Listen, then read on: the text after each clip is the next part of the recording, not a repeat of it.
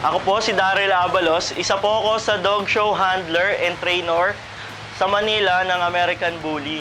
Ngayong araw po ito sa Bully Fever, ipapakita po natin kung paano ang ginagawa namin sa dog show, ang stocking at gating.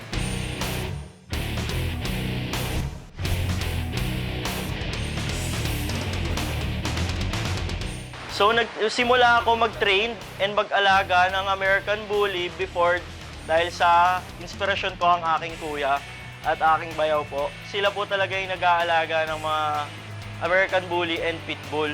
Ako na po yung nagpatuloy. Inaral ko po kung ano yung standards ng American Bully at pagkakaiba nila sa Pitbull. Sa stocking po, ang ginagawa po, yun po yung makikita nyo na ipinoporma po yung mga aso sa loob ng show ring. So, kumbaga po sa beauty contest, sila po yung mga naka-post lang po kung tawagin. Sa gating naman po, yun po yung naglalakad na totally confident ang mga aso sa loob ng show ring. Isa din po yun sa tinitignan ng judge na performance nila sa loob ng show ring po. So, ngayon, ipapakita ko po ang proper stocking sa American Bully. Kasama ko po ngayon dito si Meathead. Siya po ay isa po sa aso ng BBC at owner niya po ay si Sir Pong Roland. So, first po, dapat i-relax lang po natin ang aso. Uunahin natin yung front legs niya na ayusin. So, dapat po, hindi po bukang-buka. Sa American Bully po kasi, para po siya talagang nagmo-model po. Kasi po, bawat anggulo po ng katawan nila, tinitignan. Kung sila po ay totally massive po and totally clean American Bully po.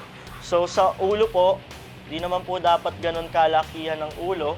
Ang standards po ng ngipin ay katulad po kay Meathead. Scissors bite po. Dapat ang front legs po ay straight fronts. Then pagdating naman po dito sa bandang likuran, dapat straight lang po. Sa bandang legs po, makikita nyo po si Meathead ay may muscles po sa legs. Isa din po yan sa mga criteria ng judge kung nakukondisyon po talaga yung isang aso po bago i-show. So, ang legs po, dapat naka-angle po, yung hock, kung tawagin po namin. Ito po yung hock. Then, dapat may angulation po siya kung tawagin. Dapat po ang tail, sakto po sa hock ng aso. So, si Meathead po, isa po siyang correct American Bully. Sa gating naman, meron akong onting tips para sa inyo. So, dapat sa gating, kasi ako ang ginagawa ko talaga, banding muna kami nung aso. Ilalakad-lakad ko muna siya para makuha ko yung loob niya at maibigay niya yung gusto ko na gagawin naming dalawa. Yun kasi ang isa sa mga sikreto ko sa pag-handle ng isang American Bully. So sa gating, dapat ang American Bully ay totally confident. Nakataas ang ulo, chin up. Then ang tail is nag-wiggle. So ngayon, ituturo ko ang proper gating natin sa American Bully. Ganun pa rin, si Meathead ang kasama natin. Ang tamang show list talaga is chalk chain or snake chain. So gantong proper gating.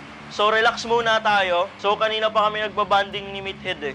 Proper natin yung snake chain or chalk chain sa gilid. Then pitik, then tawag ng pangalan. Meathead. So si Meathead, ayan, nakataas yung ulo niya, chin up. Then yung tail, nag-wiggle. So totally confident siya. Meathead. Then reward. Good boy. Ngayon, naituro ko na sa inyo ang aking konting kaalaman sa stocking at gating. Sa mga gustong mag-alaga ng American Bully, huwag nating silang uhusgahan sa kanilang panglabas. Sila ay isa sa pinakamababait na aso sa buong mundo. So ako nga pala si Daryl Abalos, para sa BBC dito sa Bully Fever, Agri TV, Hayop ang Galing.